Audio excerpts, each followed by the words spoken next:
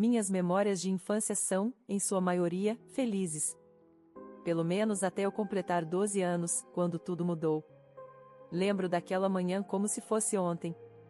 Meu pai estava arrumando as malas enquanto mamãe chorava no quarto deles.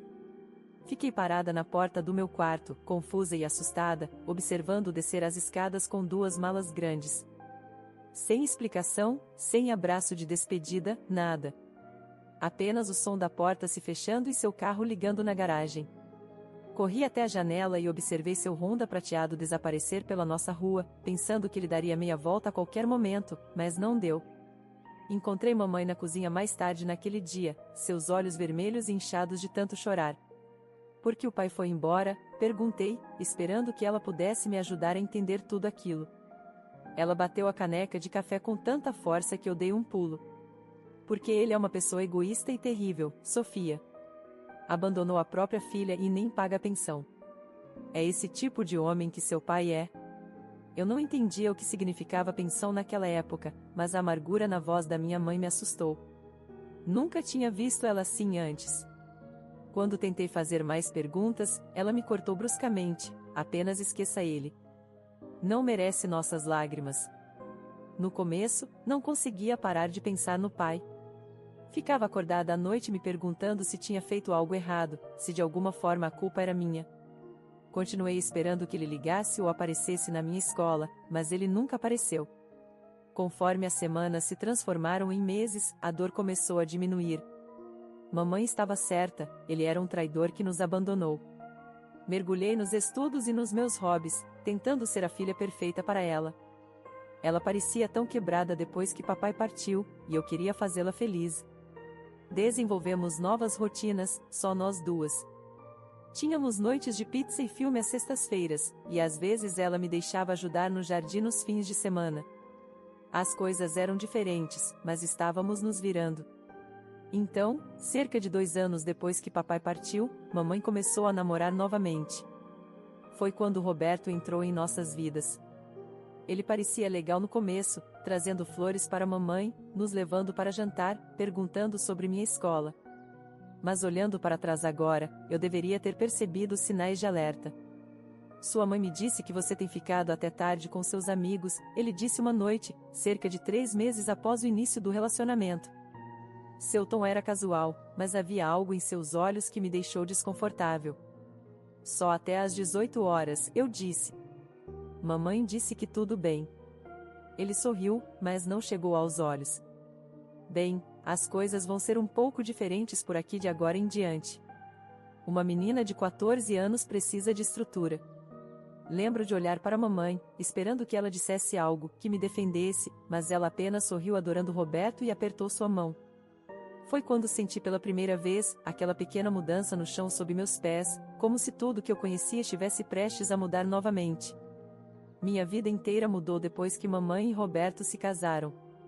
Primeiro foi um toque de recolher rigoroso, eu tinha que estar em casa às 17 horas em ponto, sem exceções. Depois veio o quadro de tarefas, detalhando cada atividade que eu precisava completar diariamente. Se eu esquecesse mesmo um único item, Roberto me deixava de castigo.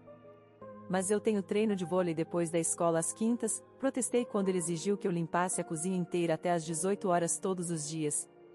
Então você vai ter que largar o vôlei, Roberto disse secamente. Suas responsabilidades em casa vêm primeiro. Olhei para mamãe buscando apoio, mas ela apenas concordou. Roberto está certo, querida.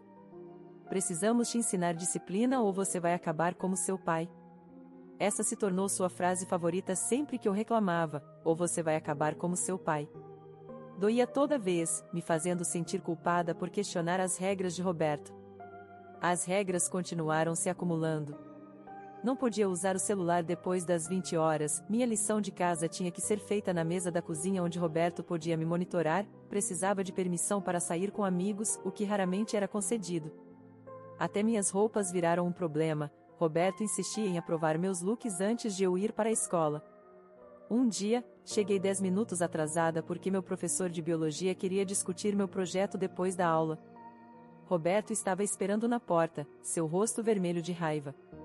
Onde você estava? Ele exigiu. O senhor Pedro precisava falar sobre... Sem desculpas, ele me cortou. Você está de castigo por 2 semanas. Me dê seu celular. Mas isso não é justo, protestei. Eu estava falando com um professor. 3 semanas agora, ele disse, estendendo a mão. Quer fazer 4?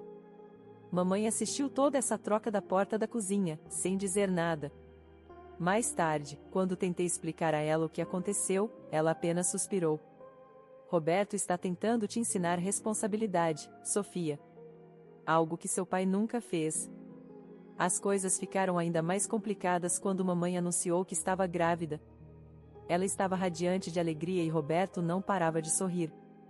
Tentei ficar feliz por eles, mas algo na minha intuição me dizia que as coisas estavam prestes a piorar. Meu meio-irmão Tiago nasceu quando eu tinha 15 anos e meio. Ele era fofo, tenho que admitir, mas sua chegada virou minha vida de cabeça para baixo. De repente, eu não era responsável apenas pelas minhas tarefas habituais, me tornei uma babá não remunerada. Você precisa cuidar do Tiago enquanto saímos, mamãe diria, já colocando o casaco. Mas eu tenho prova de história amanhã. A família vem primeiro, Roberto interrompia. Além disso, estamos te sustentando já que seu pai não manda dinheiro nenhum. O mínimo que você pode fazer é ajudar. Eu os via sair para seus jantares românticos enquanto ficava em casa com Tiago, tentando estudar com um bebê chorando. Roberto comprava roupas de marca e brinquedos caros para Tiago, enquanto me diziam que não podíamos pagar por material escolar novo. Quando Tiago chorava à noite, era eu quem tinha que levantar e verificar, mesmo em noites de aula. Ele é seu irmão, mamãe dizia quando eu reclamava de estar exausta. E já que seu pai não paga a pensão, você precisa contribuir com esta casa de alguma forma. Quando completei 16 anos, estava cansada de ouvir sobre como eu era um fardo financeiro toda vez que Roberto ou mamãe abriam a boca. Então decidi fazer algo a respeito. Havia um pequeno café perto de casa, o café da manhã, que estava sempre procurando ajuda. Entrei uma tarde depois da escola e conversei com a gerente, Sara. Ela deve ter visto algo nos meus olhos, porque me contratou na hora. O pagamento não era grande coisa, salário mínimo mais as gorjetas que eu conseguisse, mas era alguma coisa. Eu trabalhava das 16 horas às 20 horas nos dias de semana e turnos mais longos nos fins de semana. Os próximos 2 anos foram brutais. Acordava às 6 horas para cuidar do Tiago, ia para a escola, trabalhava no café, voltava para casa para mais tarefas e cuidar do Tiago, depois tentava encaixar a lição de casa em algum momento entre tudo isso. Minhas notas começaram a cair, simplesmente não havia horas suficientes no dia. Quando a formatura chegou, fiquei arrasada ao descobrir que não tinha pontos suficientes para uma bolsa de estudos. Lembro de sentar à mesa da nossa cozinha, carta de aceitação na mão, tentando explicar para mamãe e Roberto sobre os custos da faculdade. Talvez possamos dar um jeito juntos, sugeri esperançosa. Eu poderia trabalhar mais horas e se vocês pudessem ajudar com apenas uma parte. Roberto riu. Realmente riu. Você deveria ter pensado nisso antes de deixar suas notas caírem. Não temos dinheiro para sua faculdade, mamãe acrescentou, balançando Tiago no colo. Se você tivesse estudado mais em vez de ficar de papo com seus amigos do trabalho o tempo todo. Acabei aceitando um cargo de entrada na empresa Wilson. As horas eram longas, o trabalho era monótono e meu supervisor, Sr. Paulo, parecia ter prazer em apontar cada pequeno erro que eu cometia, mas era um emprego de verdade com um salário de verdade. Então veio a bomba. Depois do meu terceiro contra-cheque, Roberto convocou uma reunião familiar. Agora que você está trabalhando em período integral, ele disse, é hora de começar a pagar aluguel. Olhei para ele incrédula. Mas eu já dou dinheiro para mamãe comprar comida. Isso é para alimentação, mamãe interveio. Isso seria pelo seu quarto, utilidades, todo o resto. Eles tinham calculado tudo, um valor que consumiria quase metade do meu salário mensal. Eu queria argumentar, apontar como era injusto, mas que escolha eu tinha? Meu salário não cobriria aluguel em nenhum outro lugar da cidade, não com comida e outras despesas. Os próximos 2 anos foram como estar presa em areia movediça. Todo mês eu entregava uma parte do meu salário, vendo Roberto e mamãe gastarem dinheiro com aulas particulares de natação e brinquedos caros para Tiago, enquanto eu usava as mesmas roupas que tinha desde o ensino médio. Mas mantive a cabeça baixa e trabalhei duro. O Sr. Paulo acabou percebendo e, quando abriu uma vaga de supervisão, me recomendou para ela. O aumento que veio com a promoção não era enorme, mas foi o suficiente. Suficiente para finalmente sair. Encontrei um pequeno apartamento de um quarto do outro lado da cidade.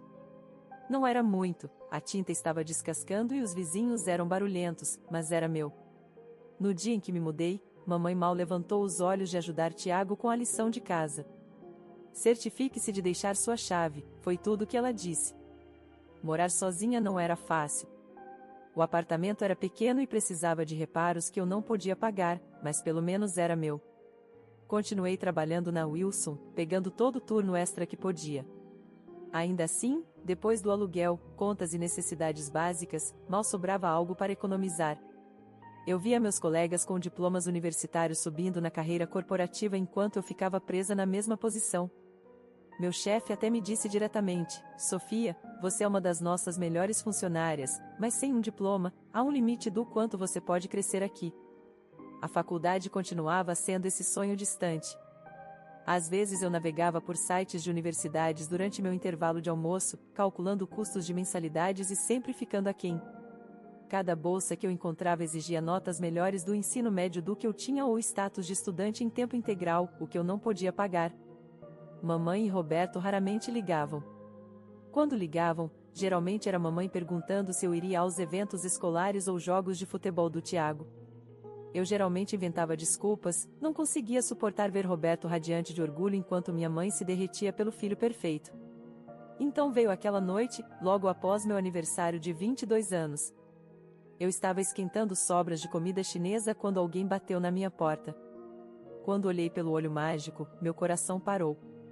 Lá estava ele, meu pai, parecendo 10 anos mais velho do que deveria. Sofia, sua voz era exatamente como eu lembrava, por favor, podemos conversar? Meu primeiro instinto foi bater a porta na cara dele. Como ele ousava aparecer depois de 10 anos? Mas algo em sua aparência me fez hesitar. Ele parecia doente, quase frágil. 5 minutos, eu disse, mantendo a corrente da porta. É tudo que você tem. É tudo que peço, ele respondeu, e algo em sua voz me fez remover a corrente. Ele sentou à minha pequena mesa da cozinha, sua mão tremendo levemente enquanto recusava minha oferta automática de café. De perto, ele parecia ainda pior, pálido e magro, nada como o homem forte e competente das minhas memórias de infância. Preciso te contar porque fui embora, ele começou, sua voz mal passando de um sussurro. Eu não sou seu pai biológico. As palavras me atingiram como um golpe físico. Sentei pesadamente na cadeira oposta a ele. O quê? Eu tinha suspeitas, ele continuou, sua voz firme agora. Sua mãe estava agindo estranha, protetora com o celular dela. Encontrei mensagens. Fiz um teste de DNA. Quando confrontei ela, ela confessou ter tido um caso. Minha cabeça estava girando. Agarrei a borda da mesa para me firmar. Ela me implorou para perdoar, ele prosseguiu, mas eu não conseguia ficar. Toda vez que olhava para você, via a traição dela. Não era justo com você. Você era inocente em tudo isso, mas eu não conseguia lidar com aquilo. Mas eu sempre paguei a pensão. Não pude estar presente para você, mas me certifiquei que você fosse bem cuidada financeiramente. Como assim você pagou pensão? Perguntei, minha voz tremendo. Mamãe sempre disse que você nunca mandou um centavo. Ela e Roberto ficavam dizendo que eu tinha que ajudar com o Tiago e pagar aluguel porque você não me sustentava. Pai, ou bem, não realmente meu pai, alcançou seu paletó e tirou um envelope grosso. Dentro estavam extratos bancários, anos deles, mostrando transferências mensais para a conta da minha mãe. R$ 2.000 todo mês, sem falta, ele disse baixinho. Configurei pagamentos automáticos no dia que saí. Encarei os papéis, minhas mãos tremendo.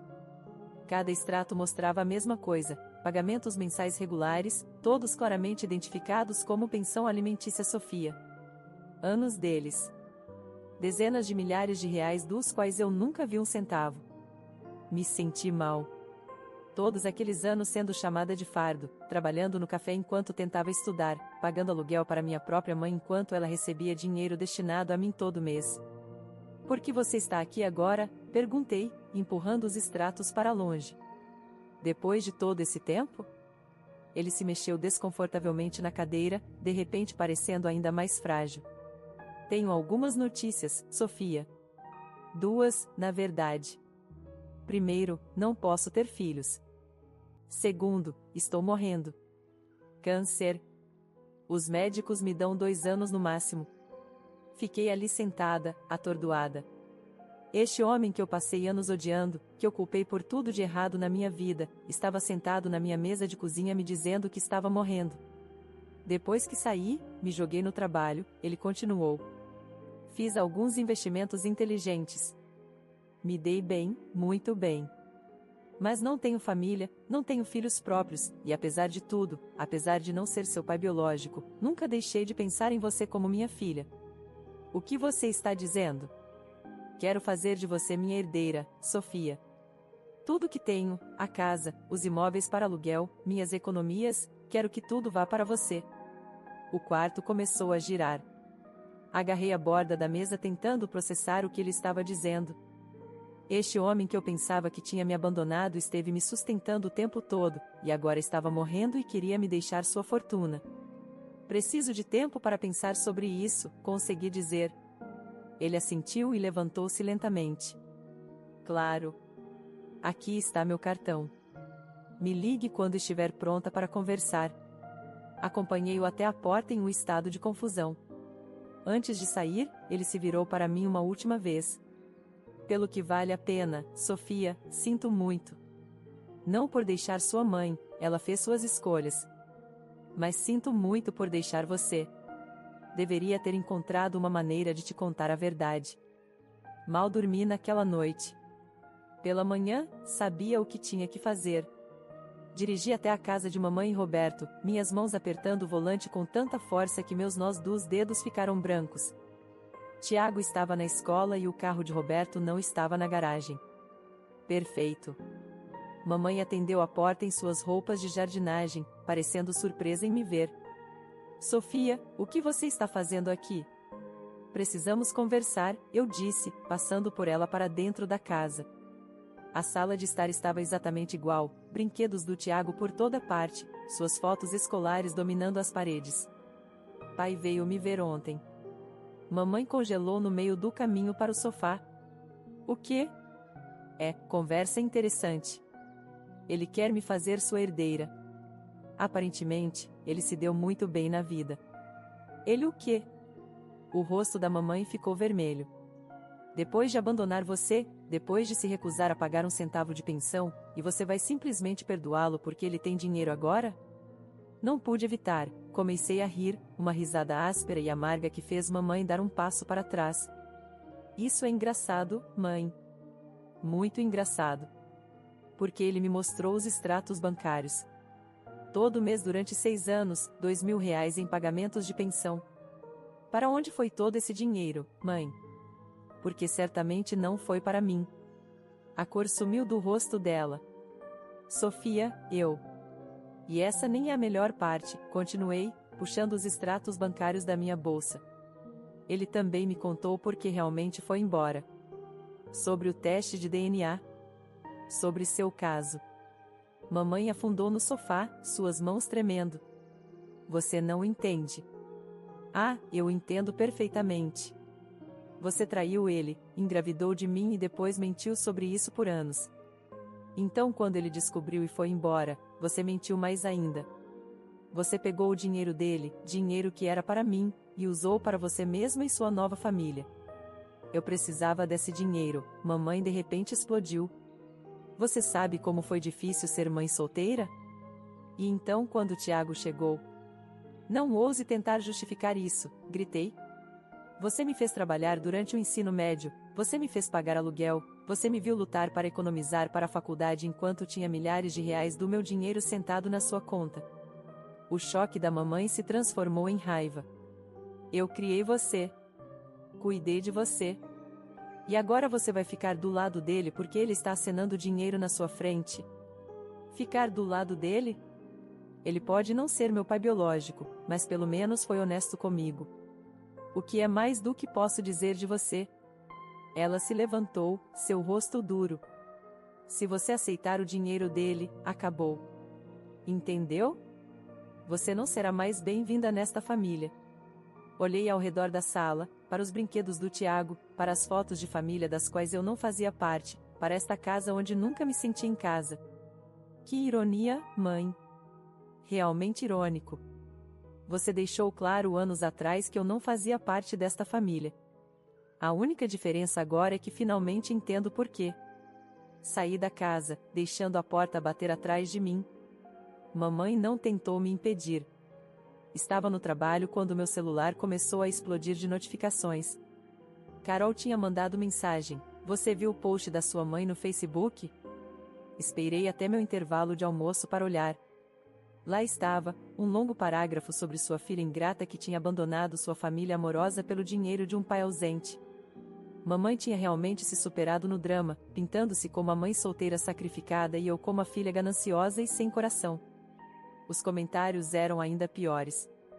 Não acredito que a Sofia faria isso com você depois de tudo que você fez por ela.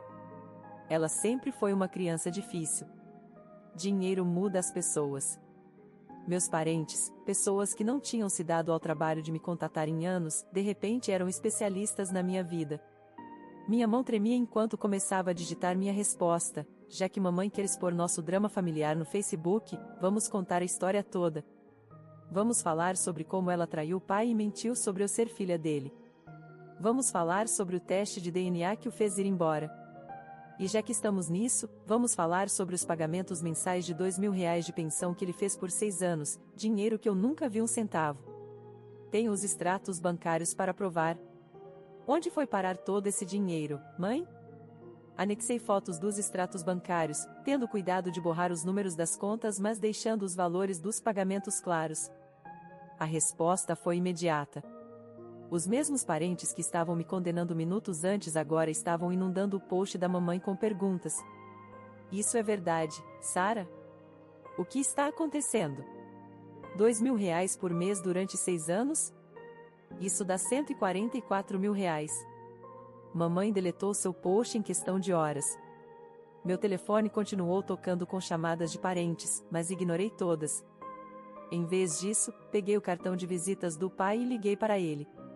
Nos encontramos para jantar naquele fim de semana. Foi estranho no começo, 10 anos é muito tempo, mas de alguma forma parecia certo.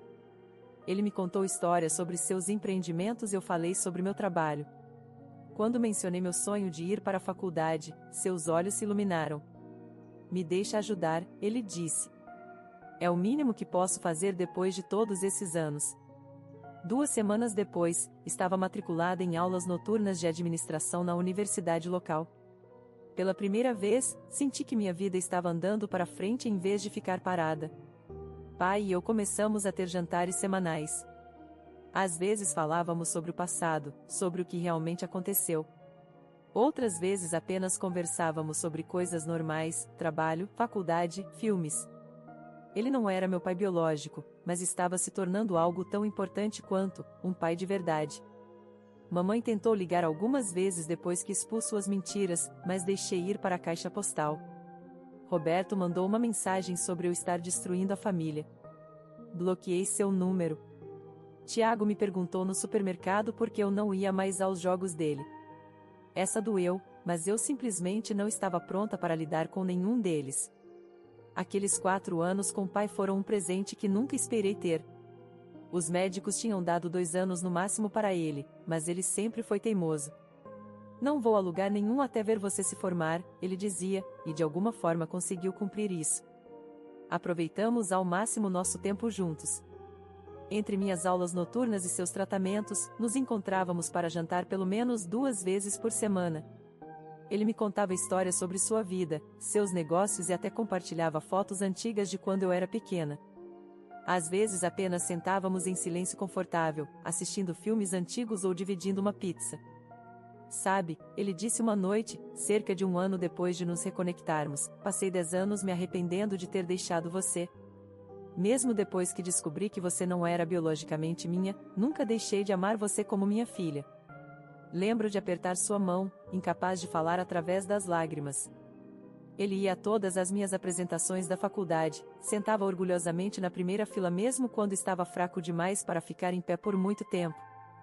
Durante seus dias melhores, me ensinava sobre negócios, sobre investimentos, sobre todas as coisas que tinha aprendido construindo sua fortuna. Os últimos meses foram difíceis. O câncer tinha se espalhado e ele passou mais tempo no hospital do que fora dele.